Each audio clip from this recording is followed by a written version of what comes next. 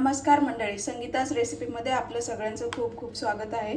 तर आज आपण बनवणार आहोत हे पहा खूपच मस्त रताळ्याचे घारगे। खूपच मस्त खमंग खुसखुशीत आणि हे पहा खूपच छान लागतात आणि खूपच स्वादिष्ट असतात। चला तर मग आपण कसे बनवायचे ते सुरुवात करूया। इथे मी 2-3 रताळे घेतलेले आहेत। आता हे आपण स्वच्छ मी धुतलेत। आता याला थोडंसं आपण याचं साल काढून घ्यायचं। हे पहा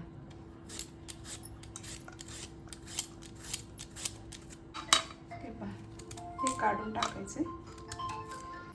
तर हे पहा मी 2-2 तुकडे करून घेतले, त्यामुळे काय होतं लवकर आपले रताळे उकडतील। आता हे आपण उकडायला ठेवूया। गॅस चालू करू। याला जरा उकळी आली की नंतर आपण याच्यावरती झाकण ठेवूया आणि गॅस स्लो करूया। हे पहा बघूया, हे पहा मस्त आपले शिजलेले आहेत रताळे। हे पहा खूप छान। आता हे आपण एका प्लेटमध्ये काढून घेऊया। याच्यामध्ये मी हे 1 वाटी गूळ घालते। गूळ चिरून घेतलाय मी। रताळे पण गोडच असतात म्हणून थोडासा कमीच गूळ घेतलाय। आता याला आपल्याला स्मॅशरने स्मॅश करून घ्यायचं। हे पहा गूळ आणि रताळे एकत्र स्मॅश करायचं।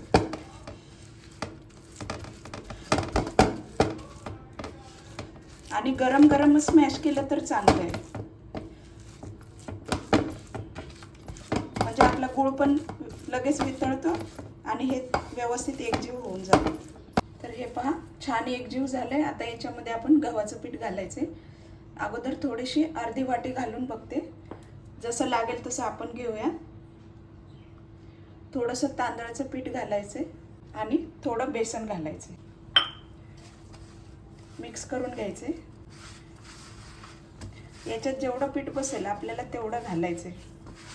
हे पहा मी अर्धी वाटी गव्हाचं घातलं होतं, अजून अर्धी वाटी बसेल, म्हणजे 1 वाटी गव्हाचं पीठ, पाव वाटी तांदळाचं पीठ आणि 1-2 चमचे बेसन घातलं। आता हे व्यवस्थित आपल्याला मळून घ्यायचं घट्ट।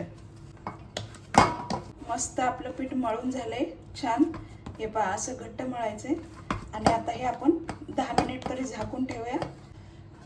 रताळाचे पदार्थ खूपच छान लागतात, कारण रताळा स्वादिष्टच लागतं, त्यामुळे त्याचे वेगवेगळी रेसिपी आपण बनवून उपवासाला खाऊ शकतो। हे पहा पीठ छान मुरले। आता ह्याचे गोळे असे बनवायचे छोटे छोटे। हे पहा असे मस्त बनवायचे असे आणि लाटून घ्यायचे। तर हे पहा असं व्यवस्थित आपल्याला लाटून घ्यायचे। जरा जाडसरच लाटायचे, पातळ नाही लाटायचे, म्हणजे असे छान फुगतील। हे पहा आता याच्यावरती आपल्याला थोडीशी खसखस टाकायची लाटल्यानंतर, त्याने खूप छान स्वाद येतो।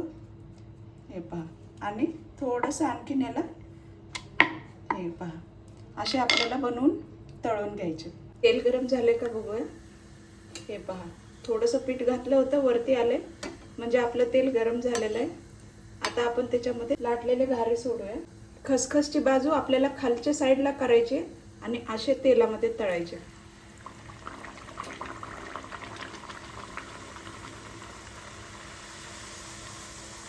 आणि थोडंसं झाऱ्याने हळूहळू थोडं प्रेस करायचं, म्हणजे आपला घारा मस्त असं फुगेल। हे पहा किती छान फुगलंय बघा। मी थोडेसेच बनवायचे म्हणून छोटी कढाई घेतली, नाहीतर तुम्हाला जास्त बनवायचे असतील तर तुम्ही मोठ्या कढाईमध्ये एकदा 2-3 तळू शकता। हे पहा आपण बघा किती सुंदर झालाय, एकदम ब्राऊन गोल्डन कलर आलाय। आता हे आपण काढून घेऊया।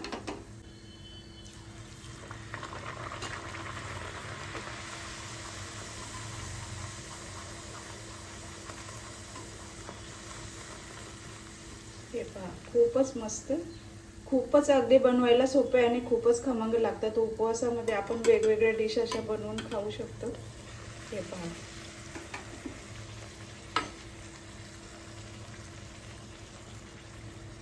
आणि खूपच टेस्टी लागतात आणि बनवायला पण खूपच लवकर होतात। हे पहा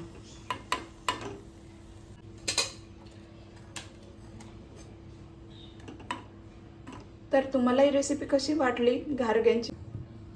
तर तुम्हाला घारग्यांची रेसिपी कशी वाटली, आवडली असेल तर नक्कीच लाईक करा, कमेंट करा, शेअर करा आणि सबस्क्राईब करायला विसरू नका. चला तर मस्त भेटूया पुढील रेसिपीमध्ये. थँक्यू.